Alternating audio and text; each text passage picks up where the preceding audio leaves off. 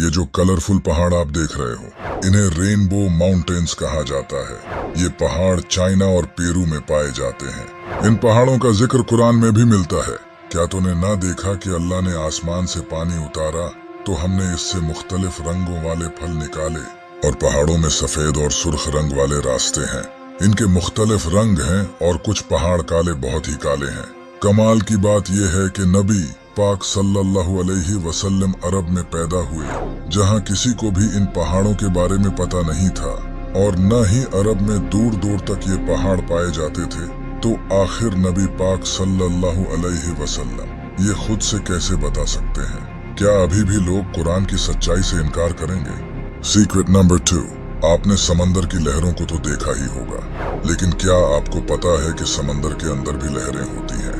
इन्हें internal waves कहा जाता है। जब समंदर में पानी एक लेयर में मूव करता है तो किसी रुकावट की वजह से एक डिस्टरबेंस पैदा होती है, जिसकी वजह से समंदर में वेव्स बनती हैं। इसे 1893 में डिस्कवर किया गया था, लेकिन कुरान ने हमेशा की तरह पहले ही ये बता दिया था। या जैसे किसी गहरे समंदर में तारीकियां हों जिसको ऊपर से एक लहर ने ढांप लिया हो, इस लहर पर एक और लहर हो, फिर इस दूसरी लहर पर बादल हों। सीक्रेट नंबर 3, कुरान का यह सीक्रेट बहुत कमाल का है। कुरान में एम्ब्रियोलॉजी पूरी डिटेल्स के साथ एक्सप्लेन की गई है।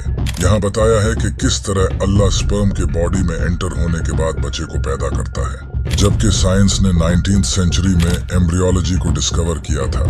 इससे पहले कोई ये नहीं जानता था कि बॉडी में स्पर्म किन स्टेजेस से गुजरकर बच्चा बनता है। इन आयात में अल्लाह ने इन तमाम स्टेजेस को परफेक्ट ऑर्डर के साथ एक्सप्लेन किया है। फिर इसको एक मजबूत ठहराव में पानी की बूंद बनाया।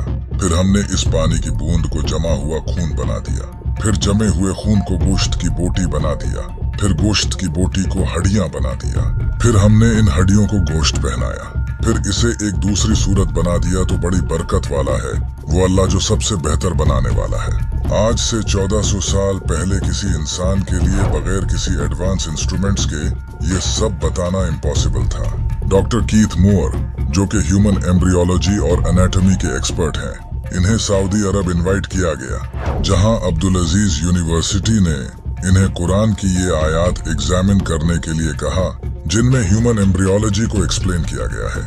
जैसे ही डॉक्टर कीथ मूर ने इन आयात को पढ़ा तो वो हैरान रह गए। इसके बाद उन्होंने कुरान के बारे में ये कहा, Intensive studies of the Quran and Hadith in the last 4 years have revealed a system for classifying human embryos that is amazing since it was recorded in the 7th century AD.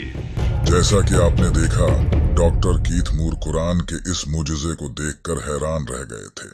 Secret number 4, ये जो जगह आप देख रहे हो इसे death valley कहा जाता है। यहाँ ये जो बड़े पत्थर आपको नजर आ रहे हैं, इनका एवरेज वेट 320 पाउंड्स तक होता है। लेकिन कमाल की बात यह है कि ये पत्थर खुद से मूव करते हैं। जी हाँ, आपने बिल्कुल सही सुना, ये पत्थर खुद से मूव करते हैं।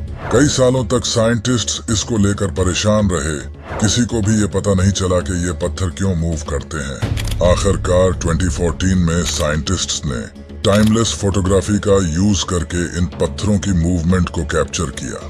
जैसा कि आप देख सकते हो, ये पत्थर किस तरह मूव करते हुए यहाँ तक पहुँचे हैं। साइंटिस्ट्स ने जब इन पत्थरों की मूवमेंट को कैप्चर किया तो उन्हें पता चला कि सर्दियों में बारिश की वजह से एक तालाब बनता है, जो कि सर्दी की वजह से रातों रात जम जाता है और अगले दिन पिघलकर बर्फ काफी मोटी हो जाती है। फिर हल्की सी हवा चलने से ये बर्फ टूटकर तालाब में पड़े पत्थरों के पीछे जमा हो जाती है। जैसे जैसे बर्फ जमा होती जाती है वैसे ही ये पत्थर मूव करने लगते हैं।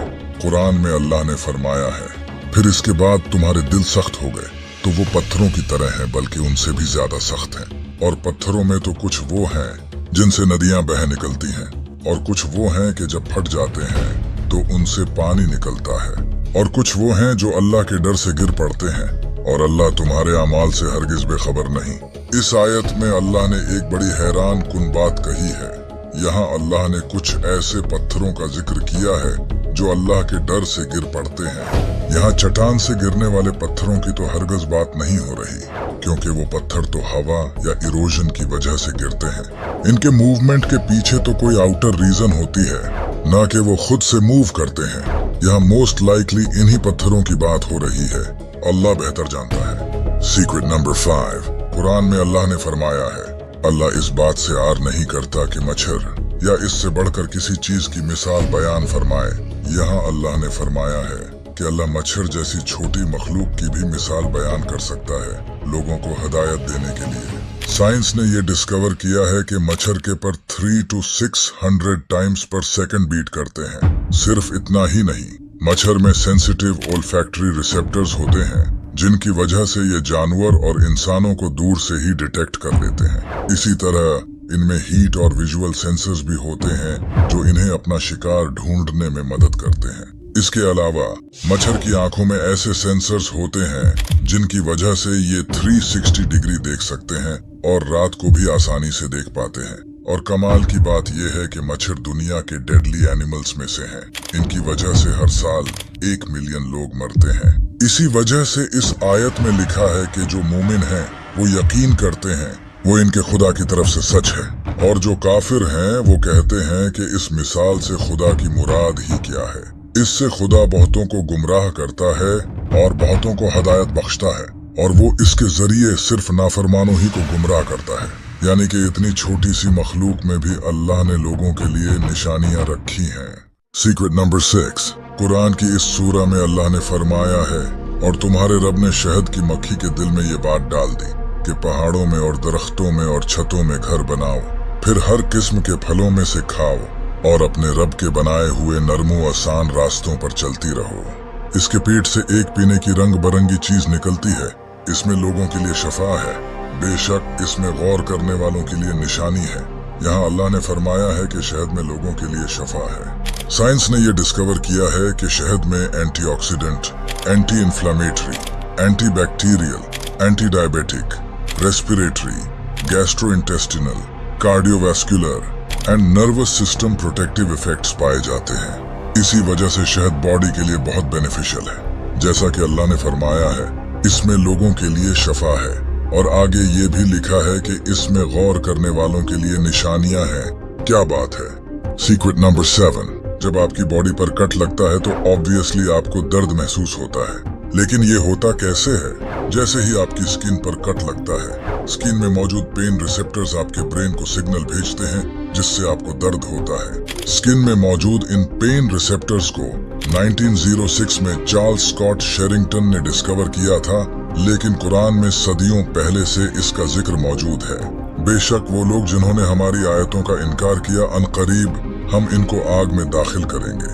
जब कभी इनकी खालें खूब जल जाएंगी तो हम इनकी खालों को दूसरी खालों से बदल देंगे ताकि अजाब का मजा चख लें। बेशक अल्लाह जबरदस्त है, हिकमत वाला है। सीक्रेट नंबर 8, 4 अक्टूबर 1957 को सोवियत यूनियन ने दुनिया का पहला स्पेस मिशन लॉन्च किया, और यहीं से स्पेस एक्सप्लोरेशन का सफर शुरू हुआ, जिसके बाद इंसानों ने एक के बाद एक स्पेस मिशन किए, और 19th सेंचुरी में ही इंसानों ने ये डिस्कवर किया था कि वो स्पेस में जा सकते हैं। कुरान में अल्लाह ने फरमाया है, ऐ जिनों और इंसानों की जमात, अगर तुम आसमानों और जमीन के दायरों से बाहर निकल सकते हो तो ऐसा करो, लेकिन तुम ये हमारे अख्तियार के बगैर नहीं कर सकते।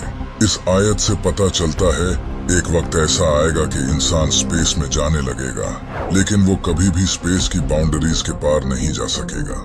आज ये रियलिटी है कि हमने आज तक पूरी स्पेस का सिर्फ 4 to 5% ही डिस्कवर किया है। अराउंड 96% स्पेस तो अभी हमने एक्सप्लोर ही नहीं किया, और अभी के हालात के मुताबिक हमारे लिए पूरी स्पेस एक्सप्लोर करना इम्पॉसिबल है, क्योंकि हमारे पास ऐसी एडवांस टेक्नोलॉजी ही नहीं है।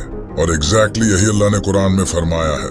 सीक्रेट नंबर 9, कुरान की अरबी इतनी यूनिक है कि आज की मॉडर्न अरबी भी इसके करीब नहीं आती।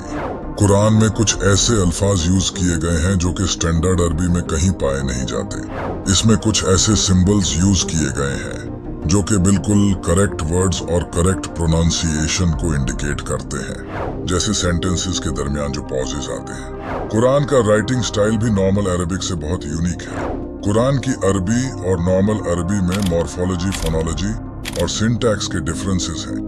इसी वजह से नबी पाक सल्लल्लाहु अलैहि वसल्लम के दौर में जब काफिर कुरान को सुनते थे तो उन्हें पता था कि ये कोई इंसान खुद से नहीं लिख सकता, ये सिर्फ खुदा के ही अल्फाज हो सकते हैं। इसी वजह से अल्लाह ने कुरान में पूरी इंसानियत को चैलेंज दिया है कि सारे इंसान एक साथ मिलकर भी इस कुरान जैसी किताब नहीं लिख सकते।